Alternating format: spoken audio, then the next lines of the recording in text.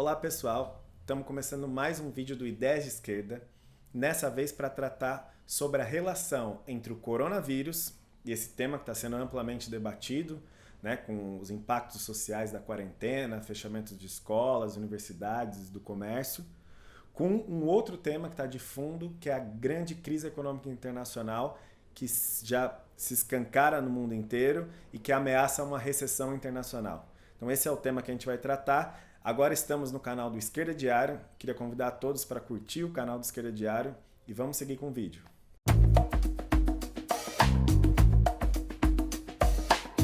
Bom, pessoal, quando a gente analisa a crise do coronavírus e seus impactos sociais, a gente tem que distinguir um pouco o que está na superfície dos acontecimentos e qual que é a essência, qual que é a raiz, né? O que está levando a essa enorme crise que a gente está vivendo em âmbito internacional. Então, a gente vê nos jornais, na mídia, o tempo inteiro, uma grande discussão sobre o problema da quarentena, as dificuldades que tem agora na vida de muitos trabalhadores e jovens, e uma coisa mais dramática, que são as mortes que estão sendo provocadas pelo coronavírus, mas também as demissões, trabalhadores que estão na área informal que ficam sem emprego, uberizados que estão caindo seu rendimento, enfim, são distintos impactos sociais que são muito importantes.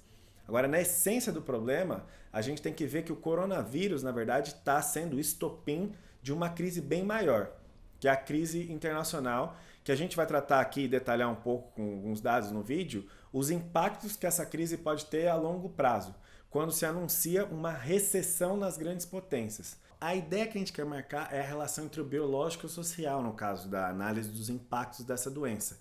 Então, por exemplo, o coronavírus, biologicamente, ele tem dois fatores que fazem ele ter um impacto social muito grande. Primeiro, a sua taxa de transmissibilidade, né? Infecta muito rapidamente uma pessoa a outra. E, por outro lado, a quantidade de tempo que precisa de uma pessoa para ela responder ao vírus numa UTI. São vários dias, muito diferente de algumas outras gripes, outras doenças. Então, essas duas coisas escancararam completamente a falência do sistema de saúde, particularmente pelos ataques que esse sistema recebeu em anos e anos de neoliberalismo. Ou seja, eles diziam que a saúde, que a educação eram gastos excessivos dos governos. E agora a gente está pagando a conta. Aliás, a massa trabalhadora, né? Porque os ricos, em geral, sempre tiveram seus sistemas de saúde, seus grandes monopólios. Agora a massa fica numa situação de extrema precariedade. Então, antes da gente apresentar a relação com o social da doença mais profundamente, eu queria colocar ainda dois dados científicos que estão sendo debatidos em distintos meios. Primeiro, um artigo muito importante da revista Science, que marcou um pouco o debate da doença, que apresentava, foi alguns dias atrás esse artigo, ele apresentava que muitos dos que transmitiam a doença eram assintomáticos. Então aí já se coloca uma questão, uma denúncia grave dos governos. Porque os governos dizem que não podem fazer testes massivos porque não tem recursos. Ou seja, a gente vai para uma quarentena sem a gente ter uma bússola, né? Sem conseguir fazer testes em amplos setores da população, sabendo combater a doença de maneira racional. Então aí já é parte da contradição que a gente vê na política do governo, como do Boris Johnson na Inglaterra, ou do Trump nos Estados Unidos, ou do Bolsonaro aqui no Brasil, primeiro negando o problema, a gravidade da doença, né? Que é um descalabro completo, frente ao número de mortes de milhares que a gente está vendo em todo o mundo. Então, alguns cientistas, uma outra pesquisa que foi muito famosa, é a que a gente vai apresentar aqui no gráfico, que eu vou colocar aqui na tela cheia para vocês verem. Essa linha preta simboliza a curva projetada da necessidade de leitos que teriam que ser ocupados se os governos não tomassem nenhuma medida. E a linha azul já tomando algumas medidas, né, de distanciamento social e da quarentena. E o mais incrível desse gráfico é justamente a linha vermelha, porque essa linha vermelha simboliza o número de leitos que estariam disponíveis nessa pesquisa que eles fizeram no Reino Unido. Bom, esse gráfico, na verdade, ele serve para escancarar a linha da extrema-direita, né? Boris Johnson, Bolsonaro, Trump e companhia, que diziam que a doença não era nada, que estava se fazendo histeria, que estava fazendo escândalo desnecessário. Esse gráfico a gente vê o nível de mortes que se poderia chegar numa situação em que não se fosse feito nada frente à doença. Mas o mais estarrecedor é que mesmo com as condições, a quarentena e tudo que estão fazendo, o distanciamento social, a quantidade de leitos é muito baixa. olha o que fizeram com o direito à saúde pública no mundo inteiro. Agora a gente vai ver a doença chegando no sul do mundo e como vai ser incapaz esses países que são atacados, que têm que pagar dívidas para as potências, etc., como vai ser difícil enfrentar a doença nessas circunstâncias. Agora, o principal, e aqui que a gente queria trazer a discussão para o contexto da crise econômica, é que essa doença também tem um componente social. Se a gente analisar o caso de Wuhan, na China, ou da Lombardia, do norte italiano, a gente investiga as cidades e a gente vê às vezes que tem grande concentração industrial, tem grande poluição, os operários são submetidos à exaustiva exploração capitalista nas fábricas, e isso tudo cria condições para a disseminação da doença. A gente tem que analisar isso no caso brasileiro, porque a quarentena, na verdade, ela é para uma parcela da população, porque uma outra grande parcela, no caso mundial e no brasileiro, está trabalhando, e quem não está trabalhando, que está no emprego informal, ou trabalhadores que estão nas periferias, ou os trabalhadores e a população que está nas favelas, fica numa condição muito difícil nas quarentenas, né? Porque moram em casas muito pequenas, às vezes com muitas pessoas reunidas no mesmo ambiente, então cria condições para a doença se proliferar. E a gente tem que agregar mais um elemento, que é os impactos da crise econômica nesse contexto. Porque essa é a grande questão. Vocês imaginem que com as ameaças de demissões, pessoas que estão no emprego informal, uberizados, ou seja, distintas famílias trabalhadores, que se veem com a corda no pescoço, sem saber, inclusive, se vão poder alimentar seus familiares na próxima semana, ficam numa situação muito difícil. E aí, justamente, que a doença causa impactos sociais muito maiores. E os trabalhadores pensam, inclusive, o seguinte, do ponto de vista da crise econômica, o pós-doença, se a gente sobreviver, pode sofrer consequências ainda muito maiores. Fatores sociais e econômicos têm grandes consequências na doença, inclusive na curva do maior número de mortes ou não. Porque esse é o processo que está na essência desse fenômeno. Os impactos catastróficos, em certo sentido, do coronavírus, eles estão se dando, na verdade, num terreno que estava propício para isso acontecer, que é um capitalismo numa situação que já tinha vindo de uma crise em 2008, já tinha gastado muito das suas munições para enfrentar a crise, que está sendo governado pela extrema-direita, aumentando os conflitos, então criando condições para perpetuar e desenvolver uma crise muito maior. E eu queria apresentar alguns dados para a gente analisar a situação de conjunto. O primeiro que eu queria chamar a atenção é justamente no caso chinês, que foi o primeiro país a ser afetado pela crise econômica. Então eu queria apresentar um gráfico para vocês, que eu vou colocar aqui primeiro em tela cheia. Vocês podem ver que o crescimento da China, o crescimento chinês, sempre esteve acima nas últimas décadas de mais de 4%, e há alguns anos chegou a ter mais de 2 dígitos, né? Vários anos. Por exemplo, em 84, mais de 15%, em 92, mais de 14% de crescimento, em 2007 também mais de 14%. Os dados são espantosos. Por exemplo, o National Bureau of Statistics, um órgão oficial da China, prevê no primeiro trimestre uma retração industrial de 13%. E uma retração, uma queda nos investimentos estrangeiros diretos na China de 24%. Um impacto muito grande na economia. O Goldman Sachs, fazendo uma previsão dos Estados Unidos para a China, prevê que o crescimento econômico chinês cairia 9,6%. Frente ao gráfico que a gente apresentou, imaginar uma queda do PIB, né, que mesmo que nos próximos trimestres se recomponha, mas que mantenha a recessão, seria um advento, uma crise histórica, uma crise muito importante. E não é só na China, mesmo na Europa, a previsão também, imaginem para a Itália os impactos econômicos, e nos Estados Unidos, a maior potência mundial, os bancos têm feito previsões assombrosas, como a gente pode ver no caso do JP Morgan, que prevê uma queda de 14% do PIB norte-americano, o Goldman Sachs prevê uma retração de 24%, e o Morgan Stanley prevê uma contração de 30%, tudo isso no segundo trimestre americano. Se isso vai se manter, isso vai se anualizar, é muito difícil, né? Seria uma situação de depressão econômica, aí a gente estaria numa outra escala de crise. Mas se essa retração não tiver uma recuperação muito em seguida, o que a gente vai ver é sim a entrada para uma recessão que pode ser bem profunda nos Estados Unidos, inclusive como muitos analistas já anunciam. Nem falar o caso brasileiro, em que a previsão que o próprio governo faz já é de 0,1%, 0,2% de crescimento, mas a gente sabe que, bom, os economistas sempre fazem previsão de crescimento e os crescimentos são sempre menores. No caso brasileiro, a gente nem viu ainda os impactos mais agudos da pandemia.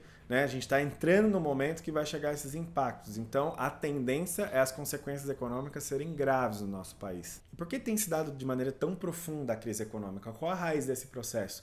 Para a gente entender isso, a gente tem que olhar para a última década, ou até um pouco mais, né?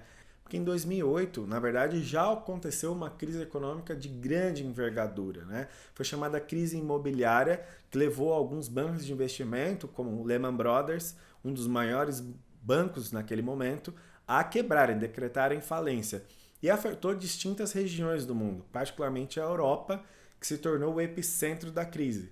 Então, naquele processo, o mundo foi se transformando em distintos âmbitos. Na economia, o desenvolvimento de uma grande recessão nas principais potências, ou seja, o crescimento negativo dos distintos países. O que levou a mais desemprego, aos chamados planos de austeridade no continente europeu, particularmente na Grécia, né? A gente vai lembrar que uma série de famílias foram colocadas em situação de grande pobreza, mas também outras transformações. No mundo do trabalho, uma espécie de nova reestruturação produtiva em curso, né?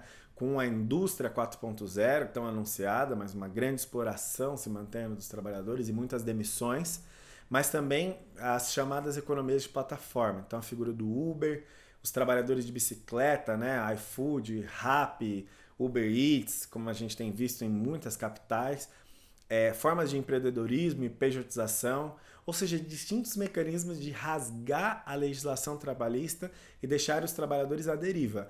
Agora, inclusive, está se demonstrando os impactos desse fenômeno no mundo do trabalho. Os trabalhadores informais, aqueles que eram os patrões de si mesmo, no momento de quarentena ficam totalmente desamparados, sem licença-saúde, sem 13º, sem férias, sem nenhuma garantia, né? Vale refeição, vale alimentação, seguro-desemprego. Essa é a condição que esse capitalismo de crise levou aos trabalhadores já como consequências de 2008. Também uma série de transformações, né? A gente viu processos de massa acontecendo, como no mundo árabe, movimentos sociais, primavera feminista, Black Lives Matter, ou seja, uma série de iniciativas, um mundo e democracias muito mais questionadas, né, na sua hegemonia. E é justamente nesse mundo que foi possível a emergência da extrema-direita, né, com a emblemática eleição do Trump em 2016, também Boris Johnson, Bolsonaro e outros expoentes.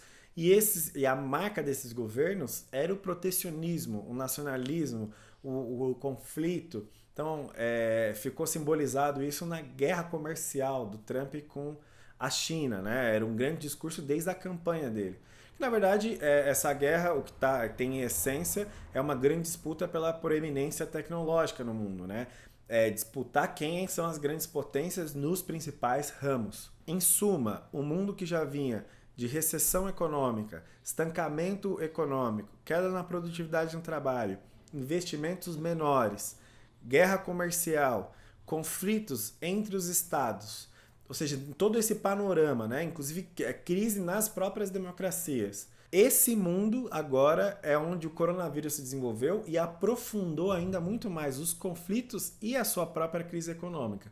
Então, esse fenômeno que a gente está enxergando é de um capitalismo internacional numa dinâmica muito mais conflitiva, com uma saúde econômica muito débil e onde tem se manifestado com tudo o coronavírus. O que está em disputa, na verdade, em primeiro lugar, é pela nossa própria sobrevivência. É pensar as medidas, os trabalhadores proporem as medidas e atuarem para não deixar que vidas humanas sejam perdidas fruto dos governos ou desse anseio permanente do capitalismo pelo lucro. E quando os governos dizem que os recursos são escassos, a pergunta que a gente faz é: se eles são capazes, todas as potências, em momentos de guerra, a inventarem maravilhas de destruição em massa, pensar em tanques, navios, jatos, mísseis, computadores, radares, por que manter a irracionalidade da produção capitalista e essas leis do mercado em não modificarem essa produção para produzir respiradores e produtos hospitalares agora? Nós temos condições.